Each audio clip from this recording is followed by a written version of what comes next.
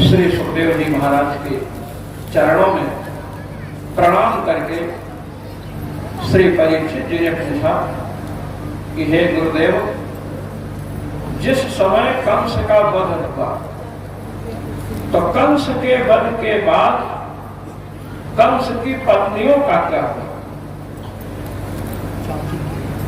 कंस की पत्नियों ने क्या प्रतिक्रिया व्यक्त, क्योंकि उनके पति का वध हुआ। कहते हैं कंस की पत्नियां, जिनमें एक का नाम अस्त और दूसरे का नाम प्राप्ति, ये दोनों अपने पिता जरासंध के पास जाते हैं। हमें एक बात ध्यानपूर्वक समझ लेना चाहिए कि कंस जो है ना, कंस मोह का प्रतीक है। कंस का तात्पर्य अध्यात्म में है मोह, और देवकी का तात्पर्य है बुद्धि, और बुद्धि के द्वारा ही परमात्मा में व्यक्ति प्रवृत्त होता है। जब निश्चय कर लेता है कि हमें भगवान का भजन करना चाहिए, तो महाराज भगवान की ओर उन्मुख होता है। जो निश्चय होता है, निश्चयात्मिका बुद्धि होती है। निश्चय करना बुद्धि का कार्य है। तो देवकी रूपिणी बुद्धि को कंस रूपी मोह ने कारागार में बांध रखा है। और वसुदेव जी जीव का प्रतीक है। वसुदेव का अर्थ है जीव, देवकी का अर्थ है सद्बुद्धि, और कंस का अर्थ है मोह। मोह जीव को और उसकी सद्बुद्धि को अपने नियंत्रण में रखता है। वो नहीं चाहता है कि यह बुद्धि परमात्मा को प्राप्त कर सके, परमात्मा इसके पुत्र रूप में आ सके या परमात्मा बुद्धि में प्रकाशित हो सके। परमात्मा बुद्धि में प्रकाशित होती है। जिस समय ऋषियों ने भगवान से प्रार्थना की तो कहते हैं तम हदेव बुद्धि प्रकाशम मुमुक्षुर्वै शरणमहं प्रपद्ये। आत्मबुद्धि प्रकाशम, आत्म विषयणी जो बुद्धि है उसको प्रकाशित करने वाले हैं भगवान। और बुद्धि का विषय परमात्मा कब बनेगा? जब मोह पराजित होगा। जब तक शरीर में मोह है, मैं शरीर हूं, शरीर के संबंधियों में मोह है, तब तक परमात्मा प्रकाशित नहीं होते हैं, क्योंकि बुद्धि को मोह रूपी कंस ने, बुद्धि रूपी देवकी को मोह रूपी कंस ने अपने बंधन में रख रखा।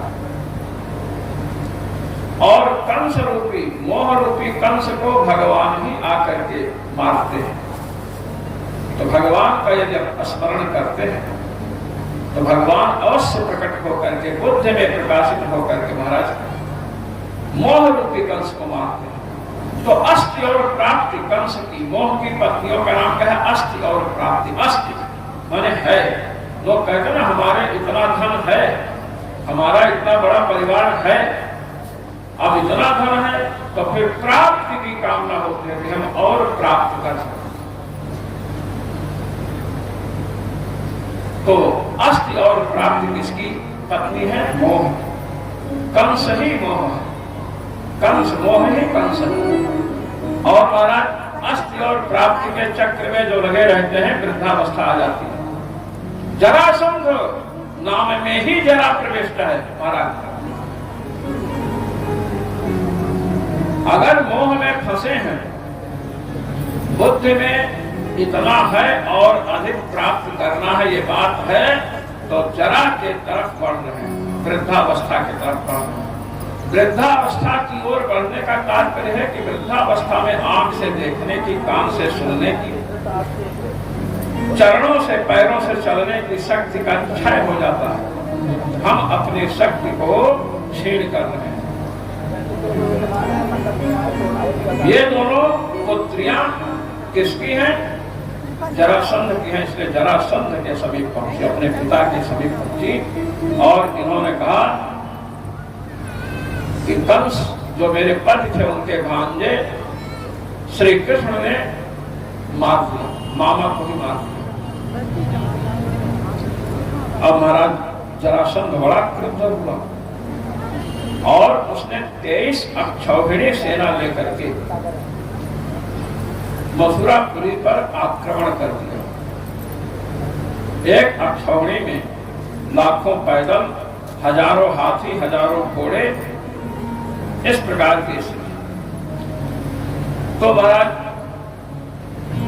ये समझ लीजिए कि 23 लाख, कम से कम 23 लाख पैदल है सेना। इस प्रकार करीब आप समझिए कि 15,000 के लगभग हाथी हैं और वैसे ही रथ हैं। महाराज इस प्रकार की लंबी चौड़ी सेना आई। अक्षौहिणी का प्रमाण है कि जितनी होनी, कितने सैनिक पैदल, कितने घोड़े, कितने हाथी, कितने रथ। चलिए, तो महाराज जब मथुरा को घेरा तो भगवान श्री कृष्ण ने बलराम जी से कहा कि भैया जरासंध जो है मथुरा को घेर रखा है, अब क्या करना चाहिए? तो बलराम जी ने कहा करना क्या चाहिए? जब शत्रु सिर पर आ जाए तो शत्रु की कुटाई पिटाई यही करनी चाहिए। महाराज ऐसा विचार कर रहे हैं कि उसी समय आकाश से 2 रथ उतरे। एक रथ में हल मूसल रखा और एक रथ में सांग धनुष रखा, सुंदर तरकस रखे और महाराज भगवान के जितने अस्त्र हैं सब रखे हुए हैं। भगवान के रथ को हाँकने वाले सारथी का नाम दारुक है। महाराज भगवान उस रथ में विराजमान हो गए। फल मूसल वाले रथ में श्री बलराम जी विराजमान हो गए और जरासंध के समीप गए। अब जरासंध भगवान से भयभीत तो रहता है। जरासंध जानता है कंस महाबलवान था और महाबलशाली कंस का वध करने वाला निश्चित ही बलशाली है। महाराज जरासंध कंस से जीता नहीं था युद्ध। तो जरासंध ने विचार किया कि जिस कंस से मैं युद्ध में पराजित हो गया उस कंस को मारने वाले यहाँ पधारे, तो महाराज इनसे कैसे युद्ध से बचा जाए। तो उसने कह दिया कृष्ण तुम अभी बच्चे हो इसलिए हम तुमसे युद्ध नहीं करना चाहते। हाँ तुम्हारे भाई बलराम यदि युद्ध करना चाहे तो मैं इनसे युद्ध कर सकता हूँ।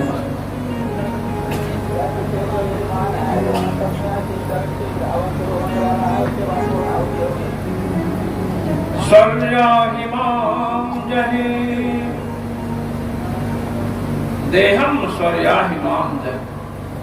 जरासंध कहता है कि मेरे बाणों से छिन्न भिन्न शरीर वाले बलराम या तो स्वर्ग चले जाएं या युद्ध में मुझे मार डालें। अंत में महाराज युद्ध आरंभ हुआ। भगवान ने जरासंध की सेना का संहार करना आरंभ किया और बलराम जी ने भी किया और अंत में जरासंध को पकड़ लिया और पकड़ करके जैसे ही मूसल से उसका सिर तोड़ना चाहते हैं, भगवान ने मना कर दिया कि नहीं मारिए मत इसको। बलराम जी ने कहा कि ये सत्य है, इसको छोड़ना नहीं चाहिए। भगवान ने कहा कि इसको मारो मत। अरे मामा को मार दिया हूं तो मैं स्वयं पश्चाताप कर रहा हूं, इसकी पुत्री विधवा हो गई, अब इसको जीवित ही रखो। अपनी विधवा पुत्रियों को जब देखेगा तो बहुत गुस्सा आएगा हमारे ऊपर और हमें मारने के लिए शत्रुओं को एकत्र करता रहेगा, इकट्ठा करता रहेगा। संसार के जितने दुष्ट हैं सबको इकट्ठा करके लाएगा तो मारने में सुविधा। और अगर इसको मार दिए तो महाराज दुष्टों को खोजने के लिए हम दोनों भाइयों को चलना पड़ेगा, इसलिए मारिए मत। बलराम जी ने कहा ये तो बात ठीक है महाराज, इसको छोड़ो। इस प्रकार उसने 17 बार महाराज मथुरा पर आक्रमण किया। एवं सप्तदश कृत्वा स्तावत्यक्षो हिड़ीबलः युवे मागधो राजा यदुहे कृष्ण पालितैः।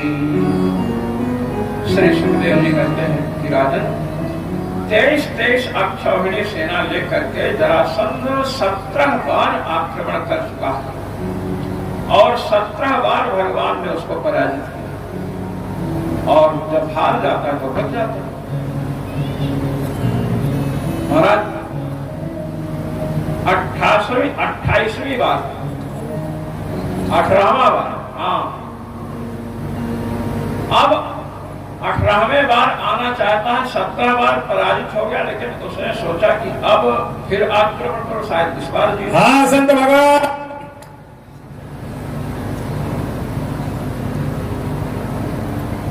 यह बात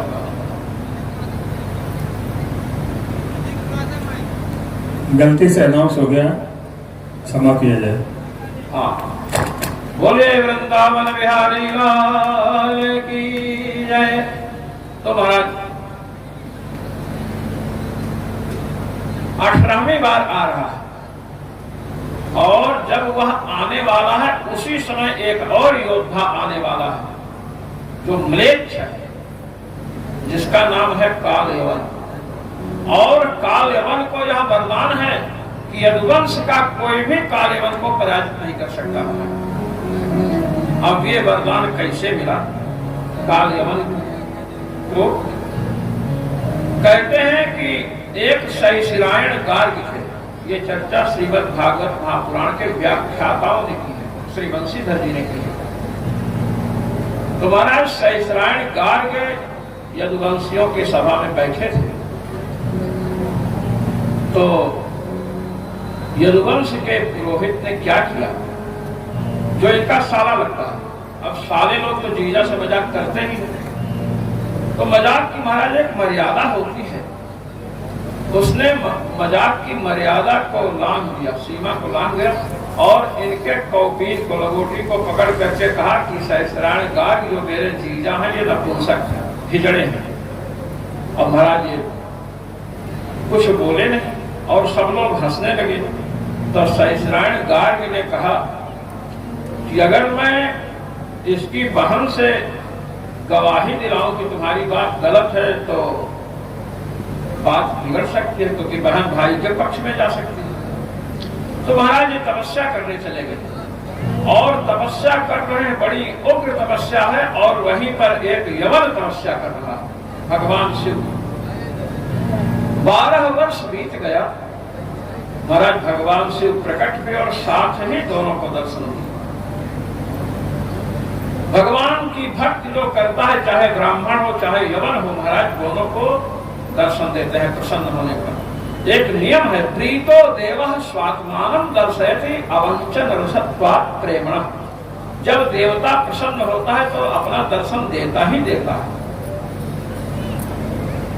और अधिक वात्सल्य है तो नाराज होगा तो एक झापड़ भी लगा सकता है। हाँ महाराज, एक साधक थे चित्रकूट में, महाराज भजन करते थे, हनुमान जी के बड़े अच्छे उपासक थे, अब तो नहीं है। तो महाराज हनुमान जी उनको बहुत मानते थे। एक दिन पता नहीं क्या हट किया तो हनुमान जी ने कहा कि ऐसा ठीक नहीं है। तो कहे कि नहीं, हम तो ऐसे चाहते हैं। तो एक झापड़ हनुमान जी ने धीरे से मारा। कहा फिर करोगे ऐसी कुछ कह रहे करते कैसे कि लोगों को झाड़ते बहुत थे, झाड़ फूक करते थे। तो हनुमान जी ने उनको मना किया कि ये झाड़ फूक करना साधु महात्मा का काम नहीं है, तुम इसको बंद कर दो। लेकिन माने नहीं। और जब नहीं माने तो जब चाटा जब पड़ा ना गाल पर तो मान ली। और एक दूसरे से वो कहे कि महाराज चाहे चाटा मारो चाहे कुछ भी मारो, हम तो नहीं मानेंगे। तो हनुमान जी ने कहा ठीक है, तुमको चाटा भी नहीं मानेंगे। उनका नाम लाल दास था। महाराज जब वृद्धावस्था आई तो लाल दास जी को महाराज रोगों ने घेरा। अनेक प्रकार के रोग जब शरीर में उत्पन्न हुए तो महाराज हनुमान जी का स्मरण किया। हनुमान जी दिखाई पड़े, कहे क्या बात है कि महाराज रोगों से रक्षा कीजिए। कहे नहीं, मैं रक्षा नहीं करूंगा। मैंने तुम्हें पहले ही मना किया था कि झाड़ फूक जो फालतू में करते हो, अरे कोई भक्त आ गया, श्रद्धालु आ गया, उसके लिए झाड़ फूक कर दिया तो अच्छी बात है। धार्मिक व्यक्ति को संकट से छुड़ाएंगे तो धर्म का प्रचार करेगा, समाज का उद्धार करेगा, समाज सेवा करेगा। और तुम्हारे यहाँ पापी भी आवे, उनको भी साथ देते थे तो उनका पाप तुम्हारे ऊपर चढ़ा है, तुम्हें भोगना पड़ेगा। इसलिए महाराज झाड़ फूक के चक्कर में साधक को अनुकूल करना चाहिए। सात्विक व्यक्ति कोई आ जाए तो अपनी क्षमता हो तो उसके दुख को दूर करने का प्रयास करना चाहिए। महाराज दोनों को दर्शन दिया, काल यवन के पिता को और सहस्राण गार्ग को। पास में तपस्या कर रहे। सहस्राण गार्ग से पूछा तुम क्या चाहते हो, और काल यवन के पिता से पूछा तुम क्या चाहते हो। उसने कहा कि मैं चाहता हूं कि मुझे एक ऐसे पुत्र रत्न की प्राप्ति हो। काल यवन का पिता कह रहा है कि जिसके सामने यदुवंशी भी न टिक सके, और यदुवंशियों में श्री कृष्ण या बलराम ये भी उसके सामने टिक ना सके युद्ध में, या वरदान देते। भगवान शंकर तो महाराज ना आगे सोचते हैं ना पीछे सोचते हैं, ना ना वो तो प्रसन्न होकर के दे ही देते हैं वरदान, भले स्वयं चक्कर में फंस जाए, यह लगता है। भगवान इसीलिए भोलेनाथ उन्होंने वरदान दिया। सहस्राण गार्ग से कहा कि तुम क्या चाहते हो। कि मैं भी एक पुत्र चाहता हूं, और ऐसा पुत्र चाहता हूं कि इन यदुवंशियों को पाठ पढ़ा सके। तो भगवान शिव ने कहा कि देखो ऐसी बात है, अगर तुम्हारे पुत्र प्राप्त भी हो जाए, तुम्हें पुत्र पैदा भी हो जाए, और तुम्हारा साला इतना दुष्ट है, अगर अपनी बहन को मिला लिया और उसने कह दिया कि नहीं इनका बेटा नहीं, तब सहस्राण गार्ग ने कहा तब तो नहीं, तपस्या मिट्टी में मिल जाएगी। कहे तो एक उपाय हम कर रहे हैं, क्या कि इस यवन को हमने वर दिया है कि तुम्हें यदुवंश विजयी पुत्र की प्राप्ति होगी, तो सहस्राण गार्ग आप ही इसके पत्नी से पुत्र पैदा कर, और ये सबके समक्ष कहेगा, ये और इसकी पत्नी के सहस्राण गार्ग का पुत्र है। कोई भी स्त्री कहती नहीं, ऐसा ये कहेगा तो सब लोग मान लेंगे, तुम्हारा साला भी मान लेगा। अब महाराज यही सहस्राण गार्ग में 12 वर्ष तपस्या की थी, भगवान शिव की कृपा प्राप्त हुई और काल्यवन की मां को गर्भाधान संस्कार किया महाराज। यही भगवान शिव से जो वरदान प्राप्त किया है कि ऐसे पुत्र की प्राप्ति होगी कि जो यदुवंशियों से पराजित नहीं होगा, यदुवंशी स्वयं उसके सामने से हट जाएंगे। अब ये काल्यवन आया है मथुरा को घेरने के लिए। 3 करोड़ सेना है इसके पास। यहां पर लिखा हुआ है, मैं आपको सुना रहा हूं। रुरोध मथुरा मेत्या तिस्त्रिभिर्म्लेच्छको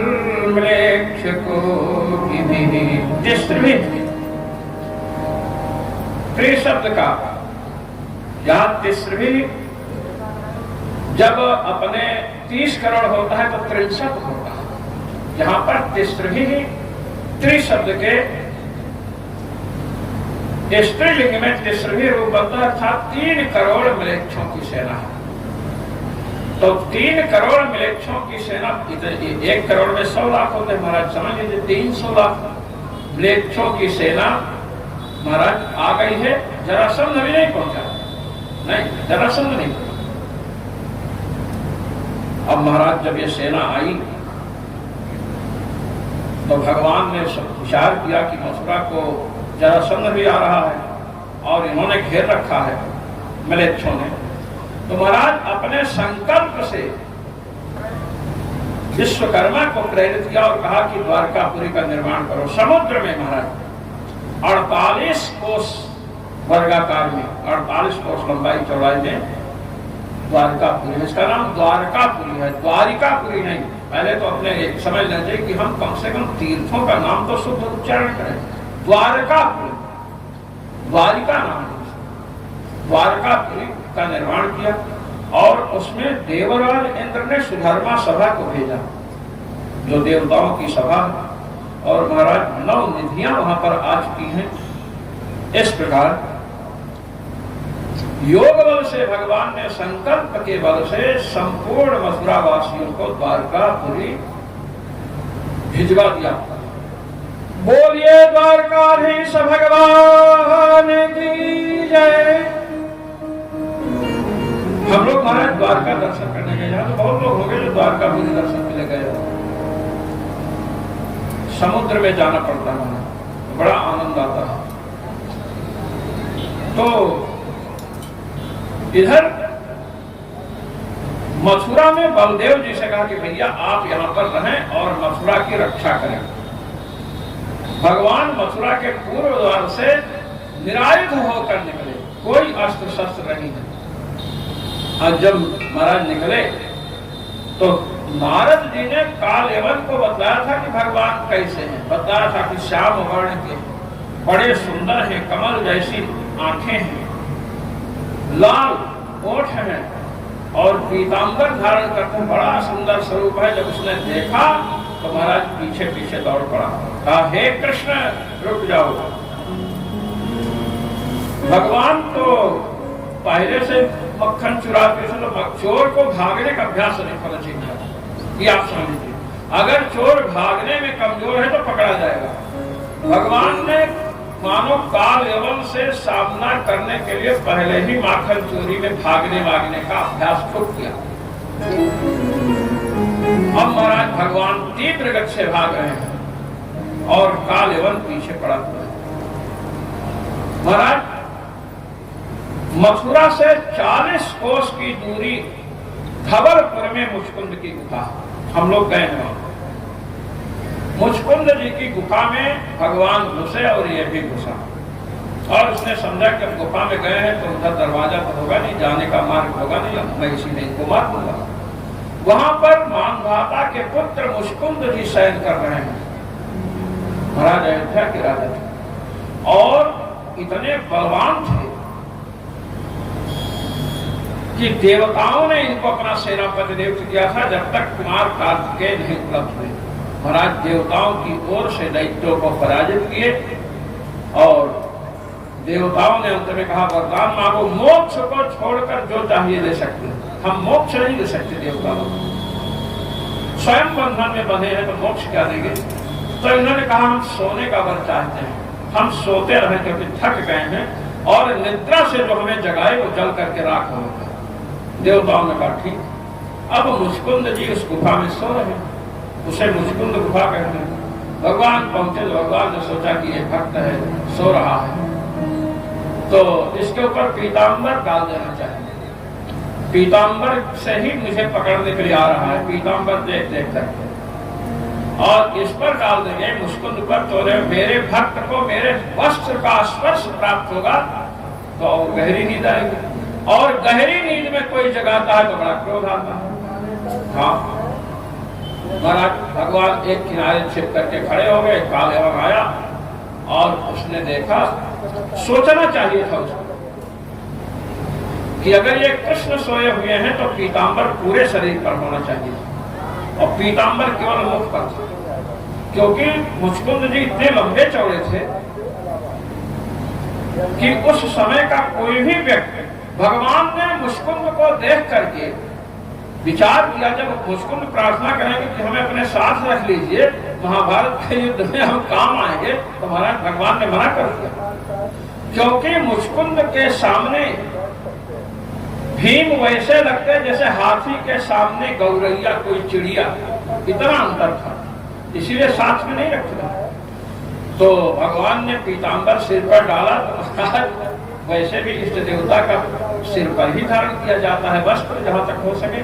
तो महाराज कालवन आया और बड़े जोर से पैर का पादप प्रहार किया, पैर से मारा, कतलवार मारा, और महाराज जब पैर मारा तो मुचकुंद जी की निद्रा टूटी, और महाराज क्रुद्ध दृष्टि से जब देखा तो जल करके खाक हो गया, कालेवन जल करके भस्म हो गया, और जैसे कालेवन भस्म हुआ तुरंत भगवान सामने आ गए। जब भगवान सामने आए तो मुचकुंद जी ने जब देखा भगवान को, तो महाराज महापुरुष या भगवान हनुमान जी, ये सब जब देवता सामने आते हैं तो महाराज वातावरण सात्विक हो जाता है। ये किसी वेश में आए, वातावरण सात्विक हो जाएगा, आनंद आने लगेगा। महाराज मुचकुंद को बड़ा आनंद आया और स्वयं आंखों से अश्रुपात होने लगा, शरीर रोमांचित हो गया, हृदय गदगद हो गया, हृदय द्रवीभूत होने लगा, और महाराज वाणी जो है स्खलित होने लगी, और पूछे आप कौन हैं? तो भगवान ने बताया, कहा कि हम क्या बताएं कि हम कौन हैं? अरे तुम अपने को नहीं जान सके आज तक, तो हमको कैसे जानो? और यदि जान, क्योंकि जीव अपना स्वरूप भूला हुआ है, जीव अपने को शरीर समझ बैठा है, कहीं भी जाए महाराज, ब्रह्मलोक तक जाए तो भी अपने को शरीर ही समझता है। बड़े बड़े ऋषि मुनियों के बीच विवाद देखा गया, श्री विश्वामित्र श्री वशिष्ठ जी के बीच में भी विवाद हुआ। ये विवाद का मूल क्या है? वे महर्षि हैं, उनको हम कोटि कोटि नमन करते हैं, किंतु देहाध्यास के बिना विवाद नहीं हो सकता। देह में अहम बुद्धि हो, इन्होंने हमारा नुकसान किया, मैं इनको दंडित करूंगा, ये सब देहाध्यास मूलक है। देह में अभिमान होगा तो बड़े बड़े ऋषियों, गोस्वामी जी ने तो लिखा, शिव विरंच कहु मोहाई को है बबुरा आन, अस जिये जानी भजहि मुनि मायापति भगवान। शंकर भगवान और ब्रह्मा जी को भी माया मोह में डाल देती है। मोह में डालने का मतलब क्या है कि जो उनका शरीर है, उस शरीर का प्रभाव उनके स्वरूप पर पड़ जाता है, कभी क्रुद्ध हो जाएंगे, कभी कुछ हो जाएंगे। महाराज ये सब लीला कर रहे हैं, या बात अलग है, ये प्रणम्य है, कोटि कोटि नमन है उनको, किंतु वे अपनी लीला से हम सबको ये शिक्षा दे रहे हैं कि मैं ब्रह्मा हूं, मैं शिव हूं। इस शरीर माया रूपी शरीर या शरीर रूपी माया का प्रभाव ज्ञान पर पड़ता है। यदि तुम सतत परमात्मा चिंतन, ब्रह्म चिंतन, अपने इष्ट का चिंतन नहीं करोगे, हम शरीर नहीं है इसका चिंतन नहीं करोगे, तो महाराज तुम्हें देहाध्यास होगा, देह में अभिमान होगा, और देह में जब अभिमान होगा तो समस्त अनर्थों की जड़ क्या है? देहाभिमान। भगवत पाद श्री शंकराचार्य जी महाराज ने विवेक चूड़ामणि में इस तथ्य का उल्लेख किया। संपूर्ण अनर्थों का मूल है देहाभिमान। महाराज श्री मुचकुंद जी को भगवान ने कहा कि लोग हमको कृष्ण कहते हैं और वसुदेव से समुत्पन्न होने के कारण हमको लोग वासुदेव कहते हैं और हमको देवकी नंदन भी कहते हैं।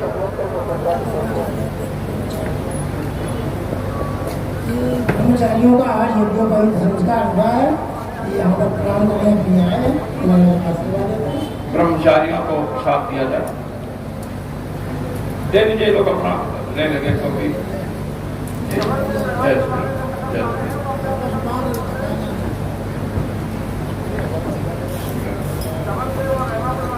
तो हमारे यहाँ 4 प्रकार के आश्रम हैं, ब्रह्मचर्य, गृहस्थ, वानप्रस्थ और संन्यास।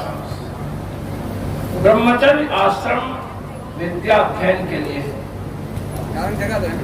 महाराज 8 वर्ष के ब्राह्मण बालक का उपनयन किया जाता है। चर्चा में पहले कर चुका।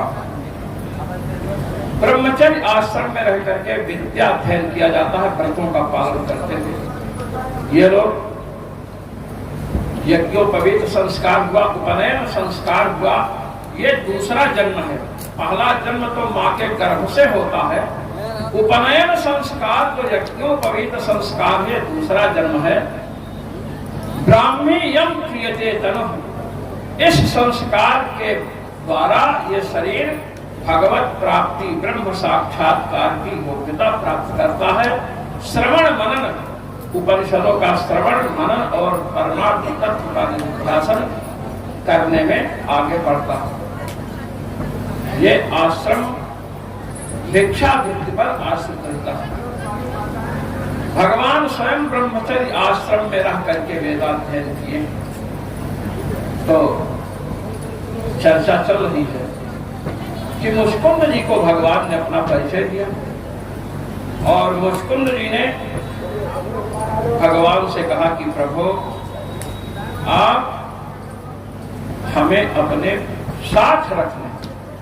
तो भगवान ने कहा कि बहुत सुंदर स्तुति की है मुचकुंद जी ने। मुचकुंद जी ने एक बात कहा, पुरारथैर्हेम परिष्कृतैश्चरन् मतंगजैर्वा नरदेव संगितः सएव कालेन दुरत्ययेन ते कलेवरो विट्रिमिभस्म संगितः। हे प्रभु, बड़े बड़े राजाओं को मैंने देखा है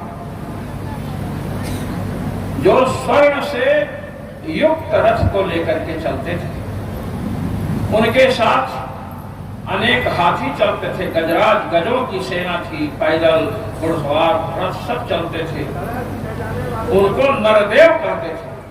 महाराज महाराज बड़े बड़े राजा कहते वे लोग, उन्हीं लोगों को मैंने देखा कि जब उनकी मृत्यु आई तो महाराज उनका शरीर, किसी का शरीर तो कीड़ा बन गया। मिट्टी में अगर दबा देंगे तो कीड़ा बन जाएगा महाराज, सड़ करके, और जला देंगे तो भस्म बन जाएगा, और महाराज फेंक देंगे तो पशु पक्षी खाएंगे तो विष्ठा बन जाएगा। कहते कृमि भस्म संगितः। मैंने बड़े बड़े राजाओं को देखा, आपका दर्शन हुआ, मुझे अपने स्वरूप का ज्ञान हो रहा है। अब आज्ञा दीजिए कि मुझे क्या करना चाहिए। भगवान सोच रहे हैं कि इनको साथ में रखना नहीं चाहिए, क्योंकि भीम इनके सामने मच्छर जैसे लगेंगे और भीम तथा उनके अन्य जो भाई हैं सबकी महिमा हमें, सबकी प्रतिष्ठा हमें संसार में स्थिर करनी है। इसलिए इन्होंने कहा, मुचकुंद तुमने अनेक जीवों की हत्या की है, बड़ा शिकार खेलते थे, इसलिए तुम बद्रिकाश्रम चले जाओ और वहीं रह करके भजन करो, तुम मुक्त हो जाओगे। महाराज इस प्रकार जब आज्ञा दी तो मुचकुंद वहां से जाते हैं। और यह भी कहा कि इस जन्म में तुम बद्रिकाश्रम में जप तप करो और आगे चल करके तुम महाराज ब्राह्मण बनो। और ये देखिए, जन्मन्यनन्तरे राजन् सर्वभूत सुहितमः भूत्वा द्विजवरस्वं मे मामुपैष्यसि केवलम्। अभी तो 26 शरीर में हो, भजन साधन करो, मेरा चिंतन करो, दूसरा जन्म तुम्हें ब्राह्मण का जन्म मिलेगा और उस जन्म में तुम मुझे प्राप्त करो। ये कहा महाराज मुस्कुंद जी चले गए। अब हम भगवान के विवाहों की चर्चा करेंगे और विवाहों को जो प्रेम से सुनते हैं, किसी का विवाह किसी रुकावट से, किसी प्रतिबंधक से रुका हो और वो चाहता हो कि उसका विवाह हो जाए, तो विवाह भी इससे हो जाता है। विवाह के प्रतिबंधकों को दूर करना यदि चाहते हैं तो भगवान के विवाह की कथा सुननी चाहिए। जरासंध चर्चा चले कि मुस्कुंद को तो विदा किया और भगवान लौट करके आए, और इधर जरासंध मथुरा को घेर रखा है। किंतु जरासंध जब मथुरा को घेरने के लिए आया तो उसने बड़े बड़े विद्वान ब्राह्मणों को अपनी सभा में बुलाया और कहा, विप्रो, मैंने 17 बार आक्रमण किया कृष्ण के ऊपर और हर बार मुझे हार का मुख देखना पड़ा, पराजित होना पड़ा। कोई ऐसा उपाय है कि मैं विजय प्राप्त करूंगा? ब्राह्मणों ने कहा कि देखो, परमात्मा है श्री कृष्ण और परमात्मा अजय होता है। श्री कृष्ण को कोई पराजित नहीं कर सकता है। भगवान ब्राह्मणों के भक्त हैं, हम लोगों के भक्त हैं, तुम भी भक्त हो। ब्राह्मण को छोड़ करके भगवान को कोई पराजित नहीं कर सकता। हमारे कुल पूर्वज श्री भृगु जी ने भगवान के वक्षस्थल में पादक प्रहार किया, चरणों से प्रहार किया, तो महाराज उस चरण चिन्ह को आज तक अंकित किए हुए हैं। वे ब्राह्मण को ही महत्व देते हैं। यदि ब्राह्मण ही सामने आ जाए तलवार लेकर के तो भगवान भाग खड़े हो। भगवान भागते हैं क्योंकि समझते हैं कि ये ब्राह्मण हैं और ये हमारे आराध्य हैं। ब्रह्मण्य देव भगवान को कहा गया, प्रभु ब्रह्मण्य देव मैं जाना। ब्राह्मणों के भक्त हैं भगवान, इसलिए ब्राह्मणों के सामने से भाग जाए। अब सबसे बड़ी बात है कि धर्मशास्त्र कहता है कि यदि ब्राह्मण भी मारने के लिए आ रहा हो तो हन्या देवा विचारेण, बिना विचार के मारना चाहिए। अब शास्त्री जी सोच रहे हैं कि बड़ा गड़बड़ मामला। देखिए, याज्ञवल्क्य की स्मृति में इस विषय पर चर्चा हुई कि एक धर्मशास्त्र होता है, एक महाराज अर्थशास्त्र होता है।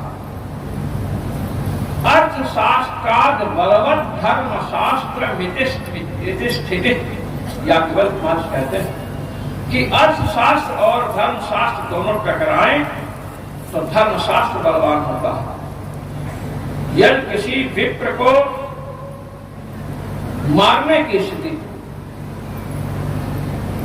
जैसे कोई विप्र तलवार लेकर मारने आ रहा है, तो महाराज उस समय क्या करना चाहिए? उसे मार डालना चाहिए। हन्या देव विचारे कहा कि हाँ, बिना विचारे मार डालना चाहिए। कहते हैं कि नहीं, ब्राह्मण वध निषिद्ध है। आपने मारने की क्षमता है तो भी आप वहां से भाग जाएंगे, और यदि मारेंगे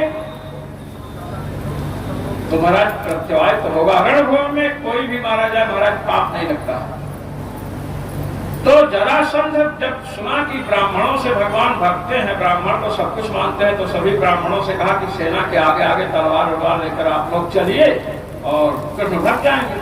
ब्राह्मणों ने कहा हम लोग अच्छे चक्कर में फंसे, इसको उपाय बता करके अंत में महाराज इतनी दक्षिणा दिया, इतना प्रणाम किया, चरणों में गिरा, साष्टांग प्रणाम करते करते तो ब्राह्मणों पर दया आ गई, कहे कि हम ठीक लेकर के तलवार चलेंगे। अब सेना के आगे ब्राह्मण तलवार लेकर चल रहे हैं। भगवान ने बलराम जी से कहा भैया देख रहे हो कौन आ रहा है? कहे जरासंध की सेना है। कहे सेना तो है, सेना के आगे कौन है? यहाँ पर श्री सुखदेव जी इसका उल्लेख करते हैं। देखिए, विलोक्य वेगरभसं रिपुसैन्यस्य माधवौ मनुष्य चेष्टापन्नौ राजन्तु ध्रुवदुर्गम्। वेगरभसम, वेगरभसम, वेगरभस शब्द है। श्री वंशीधर जी कहते हैं कि हमारे यहाँ नियम है कि पूरा नाम लेना है तो एक ही अक्षर ले लो तो लोग समझ लेते हैं।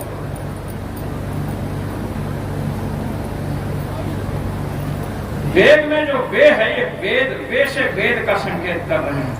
वे माने वेद। अब जब गा से गधा बोल सकते हैं, गा से गमला बोल सकते हैं, गा से गणेश कह सकते हैं, तो वेद से वेद क्यों?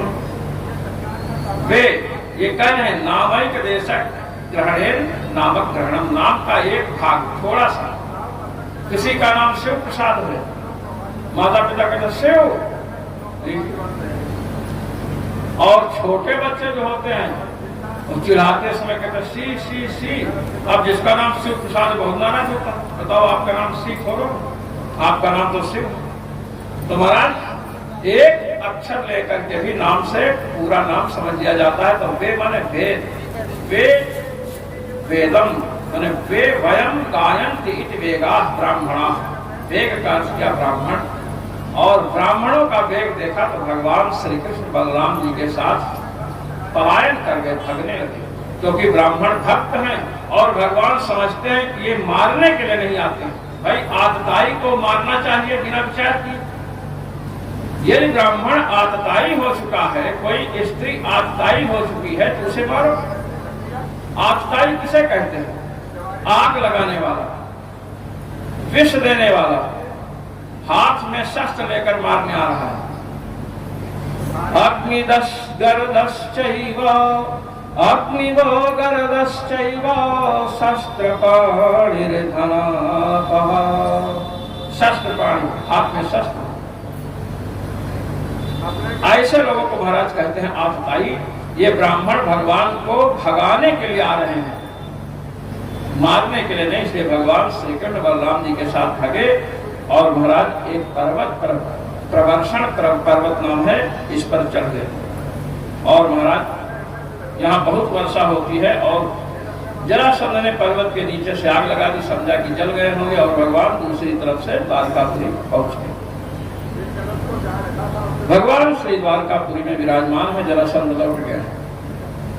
मथुरा में आए तो मथुरा में कुछ मिले नहीं, विचार करने के सब गए। महाराज द्वारकापुरी में विराजमान। श्री परीक्षित जी सुखदेव जी से प्रश्न कर रहे हैं, कहते महाराज रुक्मिणी जी के साथ भगवान का विवाह हुआ और वह भी राक्षस विधि से विवाह हुआ। राक्षस विधि ये कैसे हुआ? भगवान ने राक्षस विधि से विवाह किया? अरे कहे कि कृष्णा अवतार में जो काम किसी अवतार में लोग नहीं कर पाए, वो सब काम इन्होंने किया। बताइए, भगवान ने जितने अवतार धारण किया, किसी अवतार में महाराज चोरी नहीं किया। अब कृष्णा अवतार में चोरी से ही लीला का आरंभ है। तो यहाँ पर ये कृष्णा अवतार बड़ा विलक्षण अवतार है महाराज। यहाँ पर भगवान की भगवत्ता शीघ्र ही प्रकट हुई है। बताइए, पूतना का वध किया, भगवान में जो अनंत बल है, ये बल का प्राकट। तृणावर्त, अघासुर, बकासुर सबका वध किया। ब्रह्मा जी आकर के महाराज प्रणाम किए, क्षमा मांगी। तो ये प्रभुत्व ऐश्वर्य भगवान का यहाँ शीघ्र व्यक्त हो रहा है। और आश्चर्य है कि इस द्वापर में ऐश्वर्य बल सब अभिव्यक्त हो रहे भगवान के, फिर भी दुष्ट लोग भगवान मानने को तैयार नहीं। ये द्वापर की विशेषता। महाराज परीक्षित जी ने जब प्रश्न किया कि राक्षस विधि से विवाह क्यों हुआ, तो इन्होंने कहा कि सुनिए, कह रहे हैं राक्षसेन विधानेन उपयेम इति श्रुतम। राक्षस वीर से विवाह किया भगवान ने, कैसे किया इसकी कथा सुनाइए, कहते सुनो। विदर्भ देश के महाराज हैं भीष्मक, उनके 5 पुत्र हैं और 1 पुत्री। पुत्रों के नाम है महाराज रुक्मरथ, रुक्मबाहु, रुक्मकेश, रुक्माली और रुक्मी। और इनकी एक बहन है 5 की, जिसका नाम रुक्मिणी है। माता पिता और रुक्मिणी जी और अन्य शेष भाई ये चाहते हैं कि रुक्मिणी जी का विवाह भगवान कृष्ण से। और श्री नारद जी के द्वारा रुक्मिणी जी ने भगवान कृष्ण के रूप का और उनके प्रभाव का श्रवण किया। किंतु रुक्मी चाहता है कि बहन का विवाह शिशुपाल के साथ कर दिया जाए और अपने राज्य की सीमा बढ़ाई जाए। बताइए, कन्या का उपयोग तो अपने स्वार्थ के लिए करना चाहते हैं। माता पिता से कहा तो उन्होंने कहा नहीं, कृष्ण के साथ विवाह होना चाहिए। रुक्मी ने कहा कि अगर मेरी बात नहीं मानेंगे तो मैं घर छोड़कर चला जाऊंगा। बड़ा लड़का था। महाराज माता पिता बात मान ली और रुक्मिणी जी को यह समाचार ज्ञात हुआ कि मेरा विवाह जो श्री कृष्ण के साथ होने वाला था वह शिशुपाल के साथ होने वाला है। अब महाराज बहुत घबराई और इन्होंने एक पत्र लिखा महाराज, प्रेम पत्र, लव लेटर। विश्व में प्रेम पत्र लिखने वाली सर्वप्रथम महिला श्री रुक्मिणी जी है। रुक्मिणी जी ने ही प्रेम पत्र की शुरुआत की। रुक्मिणी जी ने प्रेम पत्र लिखा तो महाराज उसमें प्रार्थना की है भगवान से।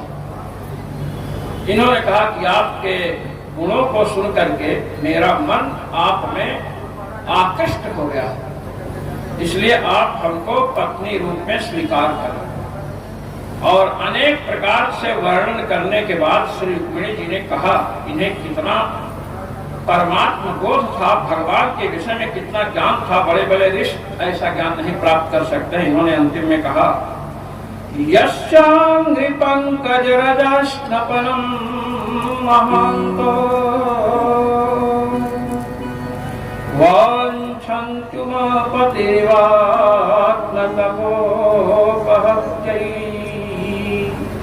यर्भ्यम्बुजाक्षनलभेय भवत्प्रसादम् जह्यामसून् व्रतकृशाञ्छत जन्मभिषा।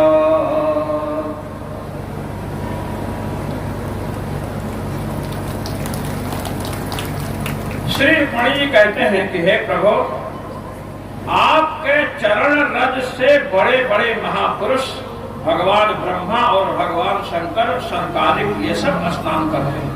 आपकी चरण रज अपने सिर पर धारण करते हैं। उमापति इव, शंकर जी के समान, जैसे शंकर जी आपकी चरण रज धारण करते हैं सिर पर, ऐसे ही ब्रह्मा जी, सनक, सनंदन, सनातन, संत कुमार, जितने ऋषिगण हैं बड़े बड़े, सब आपके चरणों की रज सिर पर धारण करते हैं। अच्छा, भगवान की चरण रज सिर पर धारण करने से होता क्या है? कहते हैं तमोपहत्यै, जो अंतःकरण में, हृदय में पाप रूपी अंधकार है, किंवा अज्ञान रूपी अंधकार है, देहाभिमान रूपी अंधकार है, ममकार रूपी समझ लीजिए कि अंधकार है, इन सभी अंधकारों को नष्ट करने के लिए बड़े बड़े महापुरुष ब्रह्मा आपके चरणों की रज को अपने मस्तक पर धारण करते हैं। हे प्रभु, यदि आपके अनुग्रह को, आपके कृपा को, आपके स्वीकृति को हम नहीं प्राप्त करेंगे तो जहिया मसून, हम अपने प्राणों का परित्याग कर देंगे। व्रत कृशान, मैंने अनेक व्रतों को संपन्न किया है केवल आपको पति रूप में प्राप्त करने के लिए। ये देखिए, श्री रुक्मिणी जी भगवान को पति रूप में प्राप्त करने के लिए अनेकानेक व्रतों का अनुष्ठान की है। शरीर कृष्ण हो गया है। आज के युग जैसे चटिंग फेटिंग नहीं, ये आप सुन लीजिए। अब भगवान को प्राप्त करने से इनकी अभिलाषा पूर्ण होगी। कह रही हैं कि व्रत से तो मेरा शरीर कृष्ण हो ही गया है, यदि आप हमें स्वीकार नहीं करेंगे तो निश्चित ही मैं अपने प्राणों का परित्याग कर दूंगी। पत्र में अंतिम यही प्रार्थना है महाराज। शत जन्म भी साथ, सैकड़ों जन्म बीत जाए, ये जो रुक्मिणी वाला जन्म है, इस जन्म की तो बात छोड़ो, ऐसे ही सैकड़ों जन्म बीत जाए, जब तक आप पति रूप में प्राप्त नहीं होंगे तब तक मैं अपने शरीर का परित्याग करती रहूंगी। इसे कहते महाराज प्रेम। और पत्र लेकर के एक ब्राह्मण भगवान श्री कृष्ण के समीप द्वारकापुरी में पहुंचते। ब्राह्मण के हाथ से पत्र भेजा। ब्राह्मण देवता वहां गए महाराज भगवान के समीप, और इधर भगवान श्री कृष्ण ने भी सुन रखा है कि इनको पति रूप में प्राप्त करने के लिए रुक्मिणी जी अनेक व्रतों को कर रही हैं, और रुक्मिणी जी अत्यंत सुंदरी हैं, अत्यंत सुशील हैं। तो सुशीला सुंदरी पत्नी को सब प्राप्त करना चाहते हैं, इसलिए, और ये स्वयं लक्ष्मी जी की अवतार स्वरूप, इसलिए भगवान भी इनका चिंतन कर रहे हैं। लेकिन पहुंचे कैसे विदर्भ नरेश के? जब ससुराल से कोई निमंत्रण आवे, आमंत्रण आवे, तब न पहुंचेंगे, नहीं तो नहीं पहुंच सकते महाराज। ब्राह्मण देवता पत्र लेकर पहुंचे, भगवान ने बड़ा स्वागत किया और पत्र दिए। ये पत्र है राजकुमारी का। भगवान ने कहा धन्य है ये राजकुमारी जिसको ब्राह्मणों पर विश्वास है, किसी अपने संबंधी पर महाराज विश्वास नहीं है। किस पर विश्वास है? ब्राह्मण पर विश्वास है। और वृद्ध ब्राह्मण को भेजा। महाराज भगवान ने पत्र देखा।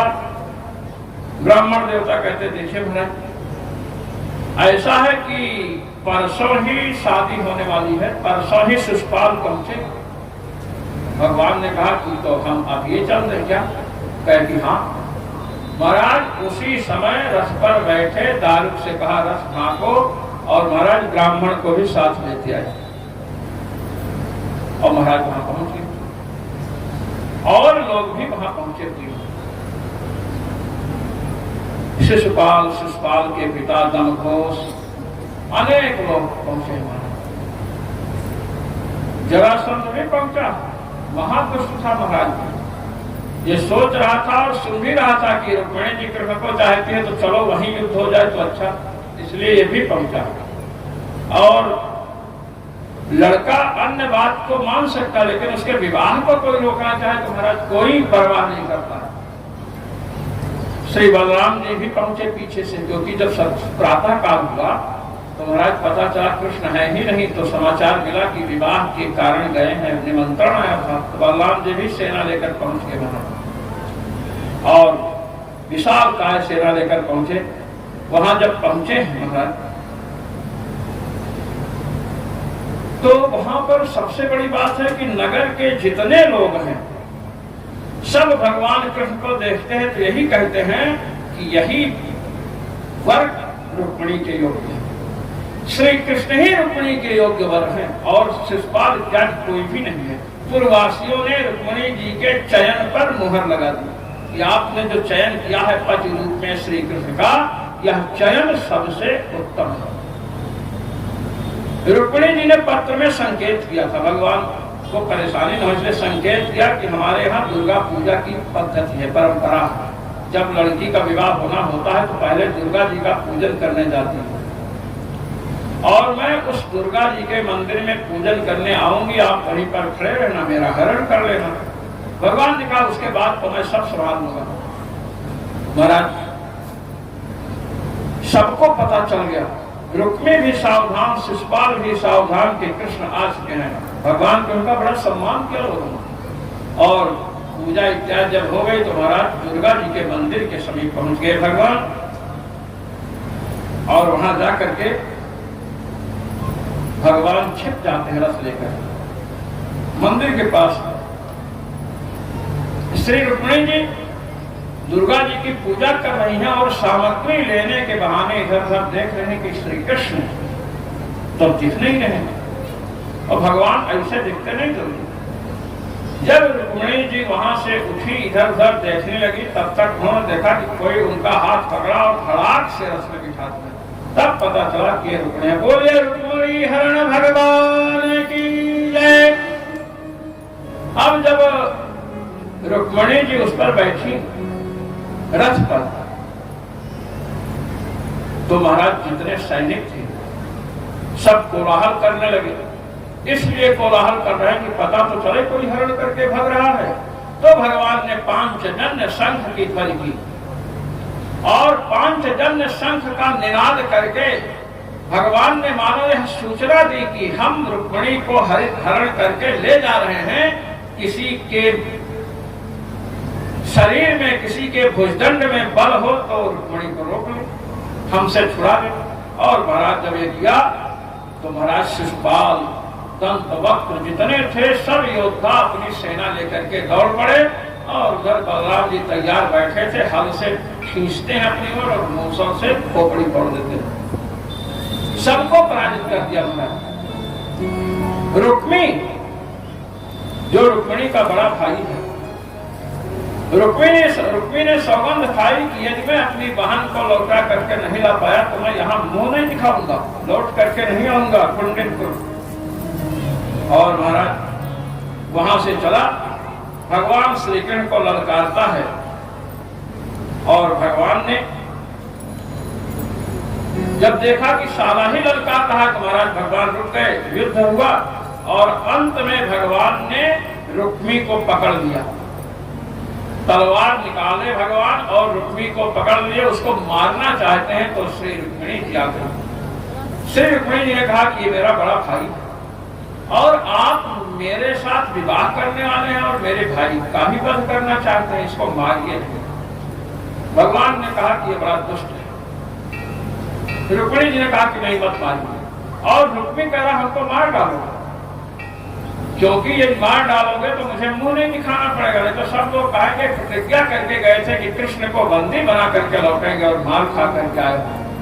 भगवान ने कहा कि होने वाली पत्नी कह रही कि छोड़ दो, तुम कह रहे हो मार डालो, तो हम ऐसा मध्यम मार्ग अपनाते हैं कि तुम जब तक जीवित रहोगे तब तक अपने को मरा हुआ समझो। भगवान ने क्या किया जानते हैं?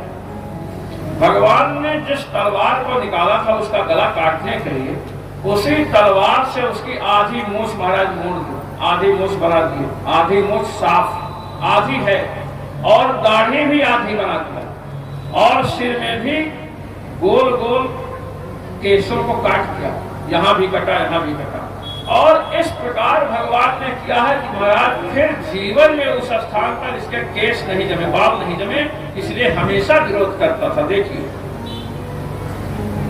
चैलेन बद्ध्वा तमसा धुकारिणं शश्मस्तु केशं प्रवपन्य रूपयत्। श्री वल्लभाचार्य जी महाराज कहते हैं कि भगवान ने ऐसे केशों को काटा है, ना तो जीवन में कभी आधी मूछ उसके जमी, ना आधी दाढ़ी जमी और ना सिर में 5-6 जगह कोई केश जमा। कुछ बाल हैं और कुछ खाली, आधी मूछ तो बढ़ गई, आधी सफाचट। अब महाराज जहां जाए वही पूछे लोग ये क्या है। अब सबको बताना पड़े कि कृष्ण ने ऐसा किया, इसलिए बड़ा विरोध कर रहा था। रुक्मी लौट करके नहीं गया महाराज। इस प्रकार रुक्मिणी जी को लेकर के भगवान आते हैं और जहां पर इसका मूछ वूछ काटी गई ना, वहीं पर उसने एक नगरी का निर्माण किया जिसे भोजकट कहते हैं। चक्के भोजकटम नाम, भोजकट नाम की नगरी का मतलब उसने भोजकट नाम की नगरी बसाई। अब भोजकट नाम की नगरी क्यों बसाई? क्योंकि उसके बाल मूछ आधी दाढ़ी तो पहले ही कट गई है। अब उसने गुस्सा करके भोजकट, देखिए ये जो यदुवंशी है महाराज, यदुवंशियों में 101 प्रजातियां और इसमें एक भोज भी है, इसलिए इसने भोजकट नाम की नगरी बसाई कि हम तुमको तो नहीं काट सकते हैं, नामे को लेकर के आगे कट जोड़ देते। भगवान आए श्री द्वारकापुरी, द्वारकापुरी में विधिवत विवाह हुआ उनका। भगवान का विवाह इतने अच्छे ढंग से हुआ, ब्रह्मा जी, भगवान शिव, बड़े बड़े ऋषि महात्मा पधारे और महाराज विवाह के बाद लगभग 1 वर्ष व्यतीत होने वाला है तो रुक्मिणी जी के गर्भ में साक्षात कामदेव आए। प्रद्युम्न, प्रद्युम्न कहते हैं प्र माने प्रकृष्ट, द्युम्न माने बल, प्रकृष्टम द्युम्नम बलम यस्य सः प्रद्युम्न, जिसके उत्तम बल हो। प्रद्युम्न में द्युम्न का अर्थ है बल, बड़ा उत्कृष्ट बल था। महाराज उदर में आए और यहाँ पर संबरासुर नाम का एक दैत्य है, असुर है। उसको जब पता चला तो महाराज इनका जन्म हुआ और जन्म के बाद कुछ लोग कहते हैं छठे दिन, छठी के दिन हर करके ले गया है, और कोई कहते हैं कि 9वें दिन, 10 दिन नहीं बीता। तम संबरः कामरूपी हत्वा तो हृत्वा तो कमनिर्दशम् साविदित्वात्मनः शत्रुं प्रास्योदन्वत् जगाद्गृहम्। संबरासुर समझता है कि प्रद्युम्न जी मेरा वध करेंगे, इसलिए 10 दिन के भी नहीं हुए थे, पहले ही हर करके ले गया महाराज और समुद्र में डाल दिया। सोचा समुद्र में डाल दो, कोई ना कोई जीव तो इन्हें खाई जाएगा। एक मछली ने इनको निगला और इधर की स्थिति क्या है कि भगवान शंकर ने, भगवान शिव ने काम को भस्म किया था, तो काम में आकर के प्रार्थना की कि प्रभु आपने भस्म कर दिया, अब हमको दूसरा जन्म कैसे मिलेगा। तो भगवान ने कहा प्रद्युम्न रूप में तुम अवतरित होगे। जब रघुवंश कृष्ण अवतारा, ये गोस्वामी जी ने संकेत किया महाराज, प्रद्युम्न जी साक्षात काम के अवतार हैं और इतने सुंदर हैं कि इनको देख करके नारियां कामाक्रांत हो जाती हैं। जो इनकी माताएं हैं, भगवान श्री कृष्ण के 16,108 में जो शेष नारियां हैं, वे जब इनको देखते हैं तो लगता है कि भगवान श्री कृष्ण सामने खड़े हैं। उनके मन में भी श्रृंगार रस की भावना जागृत होने लगती है, इतने सुंदर। महाराज ये करके गया, एक जाल दिया तो एक मछली ने निगल लिया। और महाराज जब उस मछली को पकड़ा गया और उसके पेट को चीरे तो उसमें देखे कि एक बालक है। संबरासुर के यहाँ रसोई बनाने में एक स्त्री है, वह रति ही है। जब बालक निकला तो रति उसका पालन कर रही है, मायावती नाम, पालन पोषण कर रही महाराज। अब प्रद्युम्न जी पढ़ करके अब लगभग नवयुवक होने लगे, किशोरावस्था में आ गए, तो वो तो समझती है कि मेरे पति हैं। रति को पता है कि ये कामहीन प्रद्युम्न रूप में है, वो तो समझ गई कि ये पति है और ये समझ रहे कि ये मेरी माँ है। तो कभी कभी रथ की चेष्टा ऐसी होती है कि प्रद्युम्न जी को बड़ा अटपटा लगता है। एक दिन उसने कुछ ऐसी चेष्टा की तो प्रद्युम्न जी से रहा नहीं गया, तो उन्होंने बोल ही दिया। क्या कहा? भगवान कार्षण मातस्ते मतिरन्यथा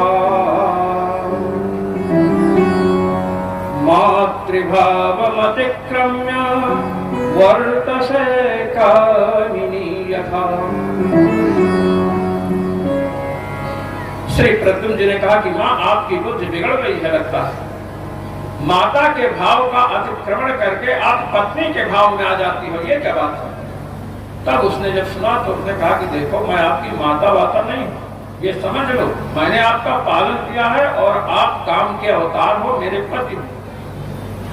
जब ये पता चला, अब महाराज घर बैठे ही किसी को दूल्हा मिल जाए तो कितना खुश होगा। प्रद्युम्न जी बड़े प्रसन्न हुए, कहे कि मैं इस संबरासुर को मार दूंगा। मायावती ने कहा कि इसे नहीं मार पाओगे, संबरासुर का वध करना चाहते हो तो मुझे अपना गुरु बना दो। पत्नी ने कहा अपने पति से कि यदि संबरासुर का वध करना चाहते हैं तो मुझे अपना गुरु बना लीजिए, हमसे कुछ विद्या सीख लीजिए। प्रद्युम्न जी ने कहा ऐसा कैसे हो सकता है, तुम हमारा गुरु कैसे बन सकते हो? महाराज उसने कहा कि शंबरासुर महामाया भी है, अत्यंत माया में प्रवीण है और उसकी माया का उत्तर शस्त्र और अस्त्र से नहीं दिया जा सकता। उसके लिए महामाया नाम की विद्या चाहिए और वह विद्या मेरे पास है। तो प्रद्युम्न जी ने महाराज गुरु बनाए, विद्या सीखी और गए और महाराज शंबरासुर का इन्होंने वध कर दिया। शंबरासुर का वध किया और वहां से महाराज ये मायावती जो है ले करके वहां से आई। कहा? भगवान श्री कृष्ण और रुक्मिणी जी के समीप। और जब रुक्मिणी जी ने देखा तो कहते हैं कि यदि मेरा बालक जीवित होगा कहीं तो इसी जैसे होगा, इसी की अवस्था में इसी जैसे दिख रहा होगा। भगवान जानते हैं, कुछ नहीं बोले। नारद जी आए, कहे कि जीवित होगा तो इसी जैसे होगा, ऐसी बात नहीं, यही है। प्रणाम किया महाराज। फिर इनका भी विवाह हो गया। अब हम स्यमंतक मणि की कथा में प्रविष्ट होते हैं। श्री सुखदेव जी से महाराज परीक्षित ने प्रश्न किया कि सुनते हैं कि महाराज सत्राजित जो थे उनके पास ऐसी मणि थी कि लोग उससे आश्चर्य में पड़ जाते थे देख करके, और उस मणि के कारण भगवान को कलंक लगा। ये कथा आप लोगों को सुनाइए। श्री सुखदेव जी कहते हैं कि सुनो। आसीत् सत्राजितः सूर्यो भक्तस्य परमः सखा प्रीतस्तस्मै मणिं प्रदात् सूर्यस्तुष्टः स्यमन्तकम्। हे परीक्षित, सत्राजित भगवान सूर्य के बड़े भक्त थे और सख्य भाव से भक्ति करते थे। भगवान सूर्य को अपना सखा समझते थे। एक दिन महाराज सूर्यार्घ्य दे रहे थे, भगवान सूर्य को देखते हुए, तो भगवान सूर्य इनके समक्ष अपने स्वरूप में प्रकट हुए और उन्होंने कहा कि आपको क्या चाहिए, मांगिए। सत्राजित ने कहा महाराज आप मानव रूप में हमको दर्शन दीजिए। उन्होंने कहा मैं मानव रूप में ही आया, मेरे स्वरूप में आंख है, कान है, नेत्र है, नासिका है, वक्षस्थल है और हाथ है, चरण है।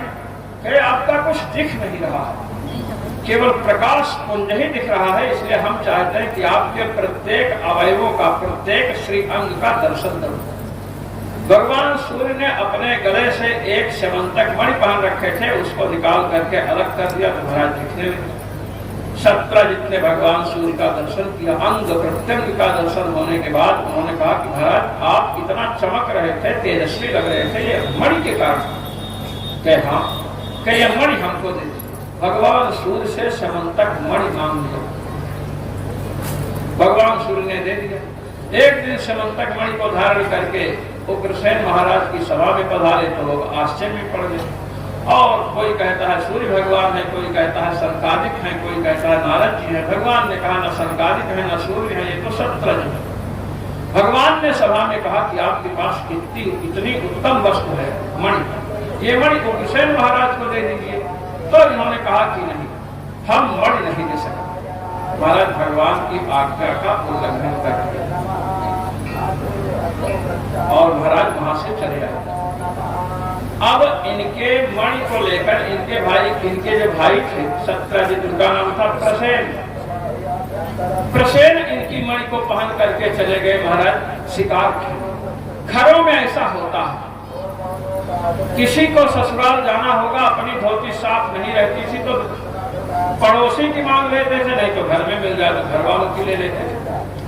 महाराज दो मित्र ससुराल, एक मित्र ससुराल जा रहा था तो अपने मित्र से कहा कि हमारी ससुराल आप भी चलो। तो उसने कहा कि ठीक है, लेकिन मेरा कुर्ता साफ नहीं। क्या कुर्ता हमारा ले, इसमें क्या वहां पे पूछेगा थोड़ा। अब महाराज अपना कुर्ता दे दिया, दोनों गए। तो अब लोगों ने पूछा कि ये कौन है? कहे हमारे मित्र हैं और हमसे बड़ा प्रेम करते हैं। मैं आ रहा था तो मैंने इनसे कहा कि आप भी चलो, तो कहे कुर्ता हमारा गंदा है, तो मैंने अपना कुर्ता दे दिया और पहन करके आ गया। अब मित्र को बड़ा दुख हुआ, उसने कहा यार तुम कितने मूर्ख हो, कुर्ता तुम्हारा पहन करके इसको बतलाने की क्या आवश्यकता है कि अच्छा आप नहीं बताए। महाराज दूसरे के यहाँ गए, वहां भी परिचय पूछा तो वहां कहा, सब परिचय किया, कहा इनके कुर्ता के ये अपना ही कुर्ता पहन करके आए हैं, ये कहेगा ये अपना ही कुर्ता पहन करके आए हैं। तो लोग समझ गए कि दाल में काला है, अपना ही कुर्ता पहन कर तो लोग जाते हैं, ये बताने मतलब गड़बड़। मित्र ने कहा ये कहने की क्या जरूरत थी कि अपना ही कुर्ता पहन करके आए हैं, क्या अच्छा हम नहीं कहें, अब ये भी नहीं कहें। तीसरे के यहाँ गए महाराज, वहां परिचय दिए, सब परिचय देने के बाद कहते भाई हम इनके कुर्ता के विषय में नहीं बताएंगे आपको। अब लीजिए कुर्ता के विषय में नहीं बताएंगे। तो मित्र आया, कहा कि तुम बड़े मूर्ख, कहीं कहते हो कि हमारा कुर्ता पहन कर आए, कहीं कहते हो अपना पहन कर आए, कहीं कहते हो कुर्ता के विषय नहीं बताएंगे। तो कथन का तात्पर्य है कि घरों में लोग एक दूसरे का वस्त्र धोते इत्यादि पहन करके चले जाते हैं, पहले से परंपरा चल रही है। अब तो लोग खूब साफ करते हैं, सोचते हैं कि कहीं कोरोना आकर के न दबा दे, इसलिए बड़ी सावधानी रखते हैं। तो महाराज प्रसेन जो है अपने भाई की मणि को धारण करके जंगल में शिकार खेलने के लिए गए। महाराज एक शेर ने इनको देखा, उसने देखा बड़ी चमचमाती हुई कोई वस्तु पहन रखे हैं, तो इनको मारा और महाराज शेर ने उस मणि को देखा। अब शेर मणि को लेकर के चला तो आगे जाम्बवान की गुफा थी, जामवंत जी की गुफा थी। जामवंत जी ने शेर को देखा, जामवंत जी ने कहा ये तो बड़ी दिव्य वस्तु है। महाराज शेर को मारा और जामवंत जी ने उसको ले लिया। ये जामवंत संस्कृत में जाम्बवान कहते हैं, जाम्बवान, जाम्बवंत, जाम्बवंत। हिंदी में जामवंत जी का ये कोई परेशानी।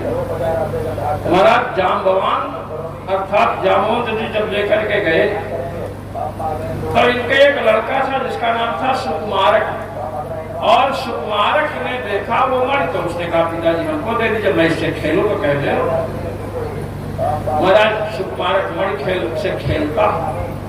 अब इधर जब प्रसेन लौट करके नहीं गए तो महाराज 17 जितने ये प्रचार आरंभ कर दिया कि श्री कृष्ण ने मेरे भाई की हत्या करके मणि को छीन लिया। ये भगवान को कलंक लगा। महाराज भगवान को कलंक क्यों लगा? भाद्रपद भादव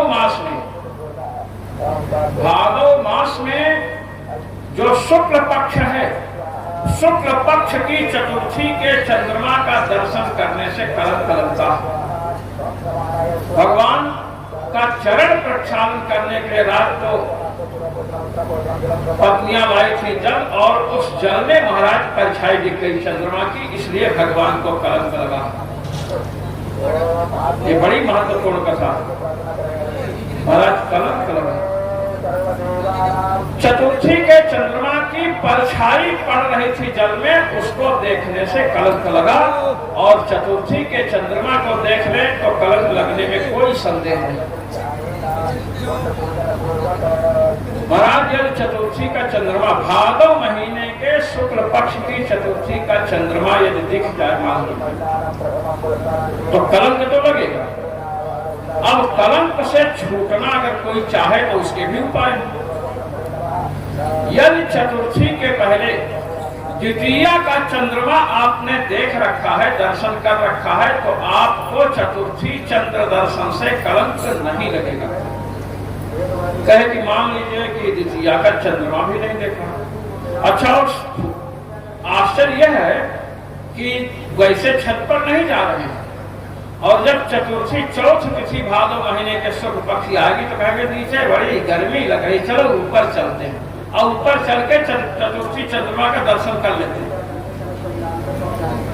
मेरे नाम अयोध्या में थे, महाराज छत पर नहीं जाते थे। तो भादव महीने के चतुर्थी तिथि को हमने कहा नीचे ठीक नहीं है, ऊपर चलते हैं। और जब चंद्रमा को देखे तो एक छात्र ने कहा कि गुरु जी तो चंद्रमा है। हमने कहा इसमें क्या संदेह, चंद्रमा तो है। कहे शुक्ल पक्ष की चतुर्थी भादव शुक्ल पक्ष, अरे हमने कहा बड़ा गड़बड़ हो गया। हमने कहा कि हमने द्वितीया का चंद्रमा देख रखा। अच्छा महाराज, तो चतुर्थी का चंद्रमा यदि दिख जाए तो कैसे छूटे, कलंक न लगे, तो इसका उपाय बता रहे हैं कि यदि उसके पहले भादव शुक्ल पक्ष के द्वितीया का चंद्रमा आपने देखा है, दर्शन किया है, तो आपको चतुर्थी चंद्रमा के दर्शन से कलंक नहीं लगेगा। अब क्यों नहीं लगेगा? द्वितीया चंद्रमा में क्या शक्ति है? वो तो चतुर्थी का है, इससे तो बड़ा होता है, बड़ा होता है, लेकिन द्वितीया तिथि, द्वितीय कला के जो चंद्र है उनको भगवान शिव अपने मस्तक पर धारण करते हैं, अपने मस्तक पर शंकर जी धारण करते हैं। इसलिए भगवान शिव का प्रभाव है कि वह चंद्रमा चतुर्थी चंद्रमा के कलंक से बचाता है। क्या अच्छा, मान लीजिए द्वितीया का चंद्रमा भी नहीं देखे तो कहे कि तो फिर ये कथा सुन लो, जिस मंत्रक बड़ी भी हो रही है, इस कथा को सुनिए तो चंद्रमा के दर्शन से आप कलंक से बच जाएंगे। क्या अच्छा, ये बताइए कि ये कथा भी सुनाने वाले पंडित जी नहीं मिले, तब क्या करें? कहे तब एक मंत्र बतलाते हैं, उसका 21 बार जप कर। क्या मंत्र है? सिंह प्रसेन सिंहो जाम्बवता हतः सुकुमार तव हेशस्य मंतकः। ये मंत्र है। इस मंत्र का 21 बार जप कर ले तो महाराज चतुर्थी के चंद्र दर्शन जन्य कलंक से बच सकते। कहे महाराज ये भी न कर पाऊं, न कथा सुनने की क्षमता है, न पंडित जी सुना सकते हैं, न चतुर्थी न द्वितीया के चंद्रमा का दर्शन किए, और न ये मंत्र जप सकते हैं। अरे ऐसा कोई उपाय बताओ कि हम पढ़े लिखे जो नहीं हैं, बिना पढ़े लिखे लोग हैं, वे भी चतुर्थी चंद्रमा के दर्शन जन्य कलंक से छूट जाए। कहे तो सीधा उपाय बता रहे हैं। चतुर्थी का चंद्रमा दिखा तो दूसरे दिन एक पत्थर उठाओ और देखो 10-5 लोग आ रहे तो पत्थर फेंक करके मारो, और ऐसा मारो कि पत्थर उनके ऊपर गिरे नहीं। ये भी शर्त है, नहीं तो कलंक से जो हानि होनी है उससे हजारों गुना हानि हो जाएगी। ऐसा मारो उन सबको पता चले कि ये सब जान करके मारा, और जब वो 2-4-10 गाली देंगे आपको तो आप कलंक से छूट जाओ, कलंक नहीं लगेगा। इसलिए कहते हैं लोगों की गाली का भी बड़ा महत्व है। हाँ महाराज, तो कहे ये उपाय सबसे अच्छा है, ये उपाय सबसे अच्छा है, लेकिन पत्थर लगना नहीं चाहिए। कहते अच्छा ये बताइए महाराज कि चतुर्थी के चंद्रमा में ऐसा अवगुण कैसे आया कि चतुर्थी चंद्रमा का दर्शन करने से कलंक लगता है? कहते सुनिए, भाद्र मास के भादो महीने के शुक्ल पक्ष की चतुर्थी को श्री गणेश जी का जन्मदिन माना गया। श्री गणेश जी का जन्मोत्सव मना रहे थे। श्री गणेश जी को खूब लड्डू का भोग लगा, और ये तो लंबोदर है महाराज, गणेश जी लंबोदर हैं, और महाराज गणेश जी लड्डू ग्रहण करके आ रहे थे, वर्षा हुई थी, फिसल गए तो महाराज गिर पड़े। तो चंद्रमा ने देख करके हंस दिया, रात का समय था, तो महाराज चंद्रमा को साफ दिया कि आज जो आपका दर्शन करेगा उसे कलंक लगेगा, अर्थात आज चतुर्थी भादव शुक्ल पक्ष की चतुर्थी को लोग तुम्हें देखना नहीं चाहेंगे। तो यहाँ पर ये कथा सुनाई गई। महाराज समंतक मणि बड़ी विलक्षण मणि है। ये मणि जहां पर रहती वहां पर अकाल नहीं पड़ता, और ये मणि जहां रहेगी वहां वर्षा होती रहती है। और इस मणि से 160 तोला सोना प्रतिदिन निकलता है। जैसे मुर्गी अंडा देती है ना, वैसे ही यह मणि अपने प्रभाव से स्वर्ण को उत्पन्न करती है। ये जहां रहेगी, एक दिन बीता, सूर्योदय हुआ कि 160 तोला सोना इसके समीप मिलेगा। इसीलिए लोग इस पर आंख गड़ाए रहते हैं, सब सोचते हैं हमको मिल जाए। महाराज जब प्रचार हुआ कि भगवान श्री कृष्ण ने प्रसेन को मार करके मणि का हरण किया है, तो भगवान सत्याजित के और अपने अनुयायियों को लेकर गए प्रसेन को खोलने के लिए। जब जामवंत की गुफा के पास पहुंचे तो देखे कि वहां मुकुट टुकुट पड़ा है। शेर ने प्रसेन को खा लिया था, घोड़ा का भी कुछ अवयव मिला, और देखे कि ये गुफा के अंदर प्रकाश दिख रहा है, तो झांक करके देखे तो सुकुमारक मणि से खेल रहा था। भगवान ने कहा कि देखो तुम लोग यहीं पर प्रतीक्षा करना और मैं जा रहा हूं, मणि लेकर लौटूंगा। महाराज भगवान अंदर घुसे और वहां जब पहुंचे तो लड़का चिल्लाया कि पिताजी कोई घुस आया है मणि लेने के लिए। तो महाराज जाम्बवान अर्थात जामवंत जी आए और युद्ध होने लगा।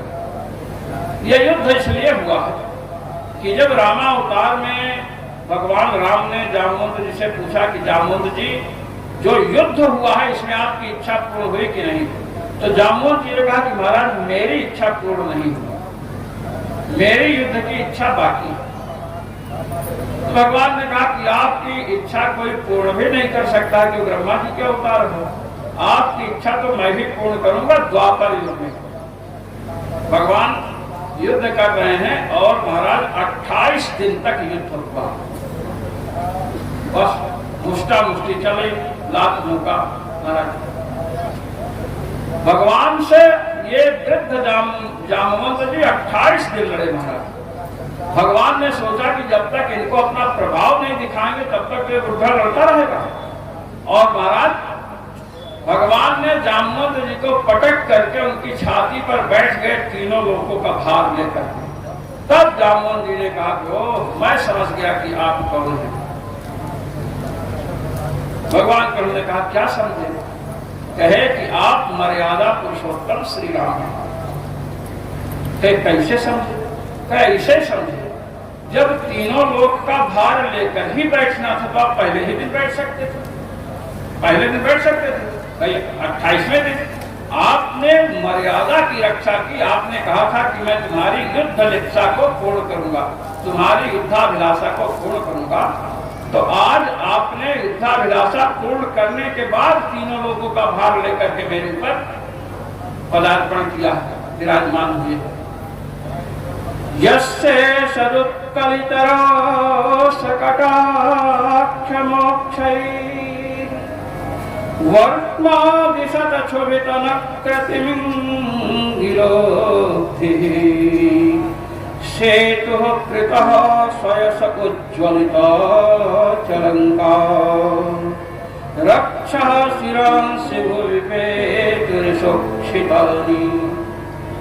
मैंने समझ लिया जिन्होंने सागर पर सेतु बंधन किया था, जिनके बाणों के द्वारा राक्षसों के सिर इस प्रकार इधर उधर गिरते थे जैसे कोई गेंद फेंक रहा हो, जिसने अपनी भौहें टेढ़ी कर दी तो समुद्र में महाराज ज्वार भाटा आ गया, समुद्र व्याकुल हो गया और प्रकट होकर के वंदना किया। ऐसे श्री रघुनाथ जी आप भगवान ने श्री राम के रूप में दर्शन दिया। जामवंत जी ने कहा कि महाराज आप समंतक मणि लेना चाहते हैं तो समंतक मणि तो मैं आपको दूंगा, साथ ही साथ एक कन्या रत्न भी मेरे पास है, इसे भी आपको दे रहे। जाम्बवती नाम, जाम्बवती को दिया भगवान को। एक महापुरुष कहते थे कि जाम्बवती भालू रूप में थी, तो जाम्बवती को लेकर जब भगवान आए तो सबको पता चला कि एक दूसरी दुल्हन लाए। तो रुक्मिणी जी ने कहा कि दिखाओ कितनी सुंदर है। तो भगवान कहे कि देखो रुक्मिणी जी ऐसा है कि ऐसे मुंह नहीं दिखाया जाएगा। आप अपने जो व्रत की थी ना विवाह के पहले, सभी व्रतों का फल से देगी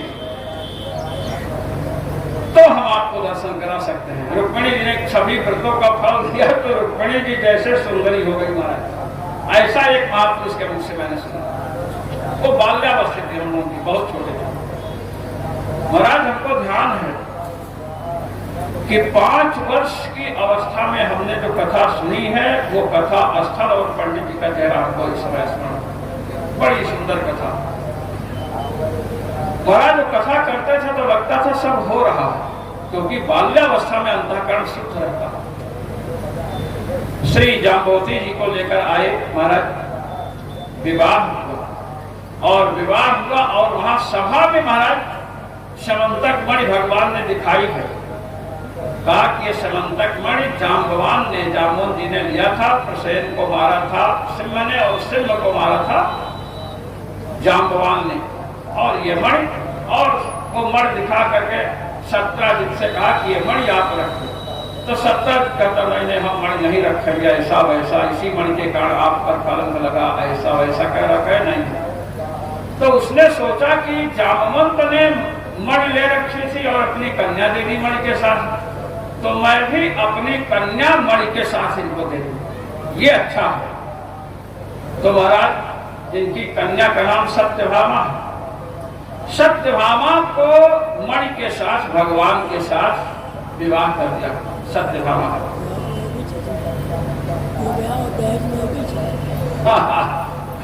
ऐसा है, शास्त्र भी कह रहे हैं कि दो विवाह दहेज में एक ही चीज। तो पहले विवाह हुआ तो उसमें तो समंतक मणि मिली, अब समंतक मणि को लौटाया है भगवान ने, क्योंकि इसके द्वारा भगवान को कलंक लगा है। और सत्राजित इतना लोभी था महाराज कि मणि को ले लिया।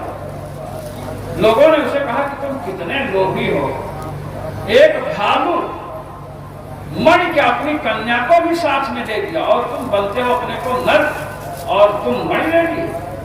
तो कहा क्या करें, अब तो अपनी बेटी का विवाह कर दो सत्यभामा का और मणि भी लौटा दो। और कहे कि तुमने ले लिया तो, अरे कहे क्यों लेंगे, तो लौटा कर देखो तो महाराज बड़ा खैल बनाया। तो महाराज विवाह किया और मणि दिया। तो भगवान तो समझते थे ये महालोभी है, तो उन्होंने कहा कि मणि हम नहीं लेंगे, ना हमें मणि चाहिए ही नहीं। तो महाराज भगवान ने कहा मणि तो आपको लेनी पड़ेगी, अगर आप मणि नहीं लेंगे तो हम आपकी कन्या नहीं लेंगे, अब निश्चय कर लो। अब सत्याजित तो अंदर से चाहता ही था कि मणि मेरे पास रहे, 160 तोला सोना देती। तो उसने कहा जब आप यही कह दिए कि कन्या ही नहीं लेंगे, ठीक है मैं मणि ले लेता हूँ।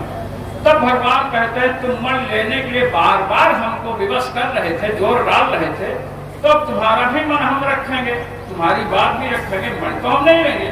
मणि से जो सोना निकले उसे हमें दे दिया करना रोज। और दूसरा बड़े चक्कर में फंसा कि ये देखो गाय तो हम पाले, दूध इनको पिलावे, मणि हम रखे, सोना इनको दे। इस प्रकार महाराज ये स्थिति हुई। भगवान पांडवों से मिलने के लिए गए हैं, इधर सत्राजित को सतधन्वा ने महाराज मार डाला। सत्यभामा जी से अक्रूर, ये वो अक्रूर हैं जो भगवान को वृंदावन धाम से लाए थे।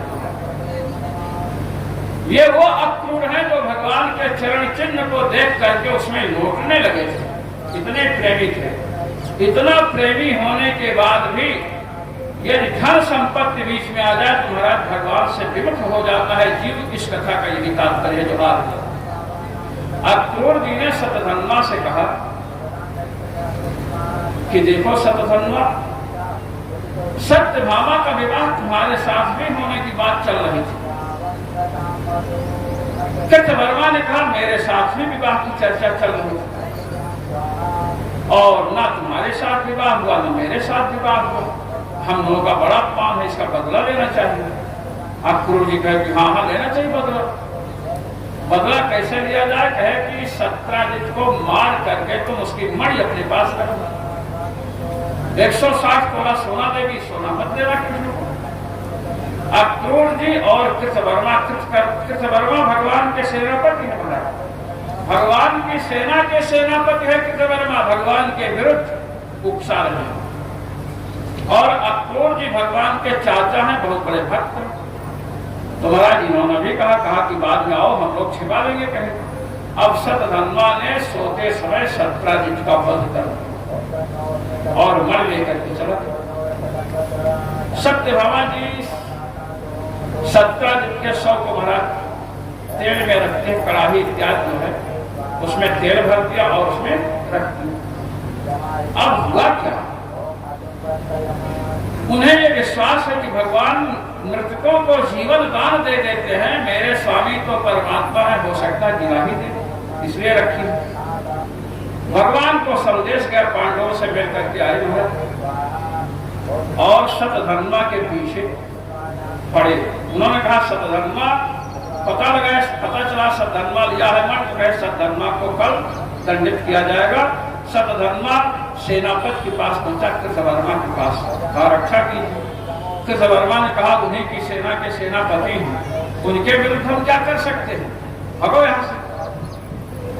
अक्रूर जी के पास पहुंचा। अक्रूर जी ने अक्रूर से कहा कि आप उनके चाचा हैं तो आप हमारी रक्षा करो। अक्रूर जी ने कहा कि देखो जो तुम ये कह रहे हो ना कि हम कर्ण के चाचा हैं, ये बात भूल जाओ।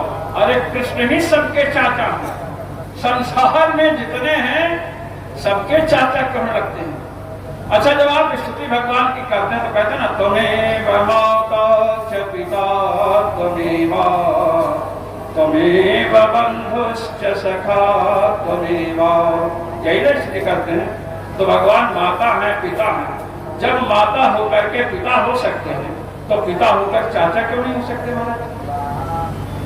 अक्रूर जी ने भी जवाब दे दिया, शतधर्मा भगा। भगवान ने बलराम जी के साथ इसका पीछा किया और महाराज इसको पकड़ करके मारा और खोजे तो मणि मिली नहीं। मणि अक्रूर जी के पास रखती थी महाराज। भगवान कृष्ण ने बलराम जी से कहा कि भैया कहे क्या, कहे कि मणि तो नहीं मिली, मणि नहीं मिली है, क्या करना चाहिए? विष्णु महापुराण में चर्चा आई है कि बलराम जी के मन में ये बात है कि मणि इन्होंने छिपा ली। भगवान देख लीजिए, धन में धन क्यों लेकर के भाई का भाई पर संदेह हो जाता महाराज। श्री बलराम जी के मन में बात आई कि कन्हैया ने मणि को छिपा ली है, हमसे झूठ बोल रहा है। तो उन्होंने कहा ठीक है, मणि नहीं मिली, कोई बात नहीं, हम द्वारका लौट करके नहीं जाएंगे। क्यों भैया? कहे कि ये जो जनकपुरी है ना, जनकपुरी हम जाएंगे, वहां के राजा मेरे मित्र हैं, वहां पर निवास करेंगे कुछ दिन। किंतु श्री सुखदेव जी बड़े मर्यादित ढंग से वर्णन करते हैं, इस बात को नहीं प्रकट करते हैं। महाराज श्री बलराम जी चले गए। महाराज जनक है, जनक की एक परंपरा है, जो वर्तमान जनक थे उनके यहाँ रहे। वहीं पर दुर्योधन पहुंच करके गदा युद्ध सीख रहा। महाराज भगवान वहां से लौटते हैं और बताया कि मणि नहीं मिली। अक्रूर जी भी गायब है। पता चला कि अक्रूर जी गायब हैं तो मणि उन्हीं के पास है। पता लगाने लगे तो अक्रूर जी कहाँ हैं, इसका पता लगाने का सूत्र बताया भगवान ने कि स्यमंतक मणि जहां होगी वहां वर्षा होगी। ये पता लगाओ किस क्षेत्र में, किस देश में प्रतिदिन वर्षा होती है, थोड़ी देर के लिए, अकाल नहीं पड़ेगा और वह व्यक्ति सबको दान देगा खूब। जब 160 तोला सोना प्रतिदिन मिलेगा तो दान तो खूब देंगे। महाराज पता चला तो अक्रूर जी को भगवान ने बुलाया। तीसरे वर्ष पता चला, तीसरा साल बीत रहा है महाराज। विश्वनाथ चक्रवर्ती पाद कहते हैं कि जिस समय अक्रूर जी भगवान श्री कृष्ण को लेकर के वृंदावन से मथुरा पधारे थे, उस समय ब्रज गोपियों ने अक्रूर जी को साथ दिया था। कहा था अक्रूर, जिस प्रकार तुम हमारे प्रियतम को, प्राणनाथ को हमसे दूर ले जा रहे हो, एक समय ऐसा आएगा कि तुम भी श्री कृष्ण से दूर हो जाओगे।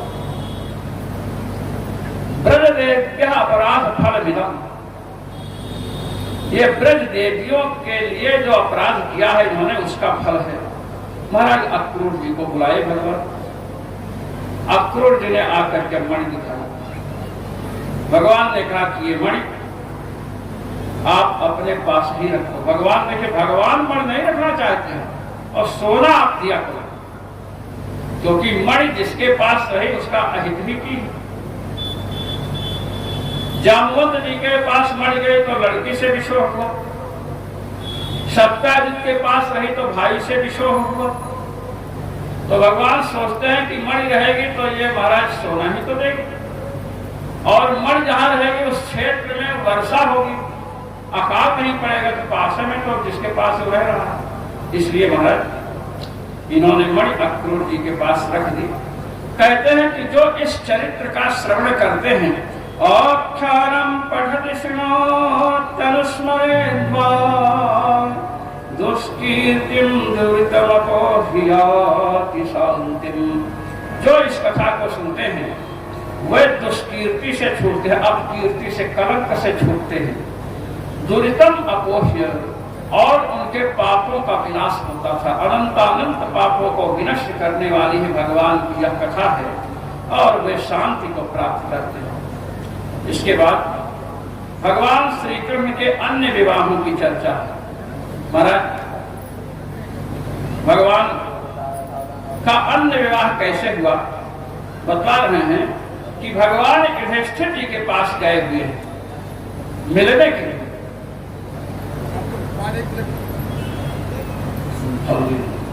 भगवान युधिष्ठिर जी के पास मिलने गए, और वहां से एक दिन भगवान के समीप अग्निदेव आए और कहते हैं कि महाराज, हमें अपच हो गया। अपच, आप कुछ ऐसा उपाय कीजिए कि मुझे भोजन पचने लगे। लोग इतना यज्ञ करते हैं, स्वाहा स्वाहा करते हैं, तो महाराज सामग्रियां पच नहीं। हमारे शास्त्रों में बताया गया कि जब आहुति डालें तो महाराज अग्नि की ज्वाला निकलनी चाहिए, प्रज्वलित अग्नि हो। अगर आप मध्यम आग में डालते हैं, कुछ लोग सोचते हैं लकड़ी बचाते हैं और धुआं होता रहे, तो ऐसा व्यक्ति पेट का रोगी होता है, उदर रोग होता है। इसलिए अग्नि में आहुति डालनी हो तो बड़ी सावधानी से डालनी चाहिए, और यज्ञ बड़ा सूक्ष्म करना, इसे बहुत सावधानी पूर्वक किया जाता है। महाराज, शतपथ ब्राह्मण में एक चर्चा आई है यज्ञ के विषय में कि यज्ञ ब्राह्मण लोग करते थे, और यज्ञ करते करते गरीब होने लगे, तो ब्राह्मणों ने यज्ञ करना बंद कर दिया। इंद्र ने अपने गुरु बृहस्पति जी से पूछा कि गुरुदेव, आजकल यज्ञ बंद है, क्या कारण है? कहीं पता लगाते हैं। पता लगाए तो पता चला कि ब्राह्मण कहते हैं कि निर्धनता के कारण यज्ञ बंद हुआ। हम लोग यज्ञ में बहुत सामग्री लगाते हैं और निर्धन हो जाते हैं, यज्ञ से कोई फल नहीं मिल रहा। इंद्र ने अपने गुरुदेव से कहा कि गुरुदेव, आप इनको अच्छे मार्ग पर लाएं, सही मार्ग पर लाएं, क्यों निर्धन हो रहे हैं? यज्ञ से कोई निर्धन तो नहीं होता। तो बृहस्पति जी आते हैं, ब्राह्मणों से कहते यज्ञ करो, कहे नहीं करेंगे, हम तो निर्धन हो गए, कहे हमारे सामने करो। बृहस्पति जी ने यज्ञ सामने करवाया। अब महाराज, कुशास्तरण की प्रक्रिया जहां आई, कुशास्तरण कुश रखते हैं महाराज, उसके पहले एक ब्राह्मण ने उस जगह को छू दिया हाथ से। बृहस्पति जी ने कहा, ये तुमने क्या किया? यहाँ पर इसके बाद कुछ ही रखना था, तुमने हाथ से छू दिया इसको। इसके कारण तुम लोग निर्धन होते हो। फिर से महाराज वहां लिपाई पुताई हुई, और उसके बाद जब यज्ञ हुआ तो सब लोग संपन्न हुए। इसलिए कहा गया है, नास्ति यज्ञ समो गुरु, यज्ञ के समान दुश्मन भी कोई नहीं है। विधिहीनस्य यज्ञस्य सत्यः कर्ता विनश्यति, विधिहीन यज्ञ यदि होगा तो कर्ता को ही मार डालता है महाराज। इसलिए आपके यहाँ बड़े बड़े यज्ञ चाहिए।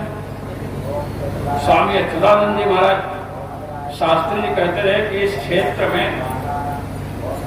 कर्मकांड के पारंगत विद्वान श्री अनिरुद्ध त्रिपाठी, यही बताया था ना, त्रिपाठी ही है ना। हाँ, तो महाराज वे अच्युतानंद जी बन गए, संन्यास्त हो गए। तो मैंने उनसे कहा, कल भी मैंने कहा उनसे, हमने कहा कि आप इतने बड़े विद्वान हैं कर्मकांड भागवत सबके, तो संन्यास लेने के बाद भी आप इस क्षेत्र को न छोड़ें। इस क्षेत्र में नए नए ब्रह्मचारी वेदों के विद्वान आप उत्पन्न करें, लोगों को पढ़ाई लिखाई की तरफ प्रेरित करें। तो उन्होंने कहा ठीक है, उन्होंने बात करी। चर्चा चल रही है कि भगवान इंद्रप्रस्थ गए हैं, और वहां से महाराज भगवान शिकार खेलने गए। 4 महीने भगवान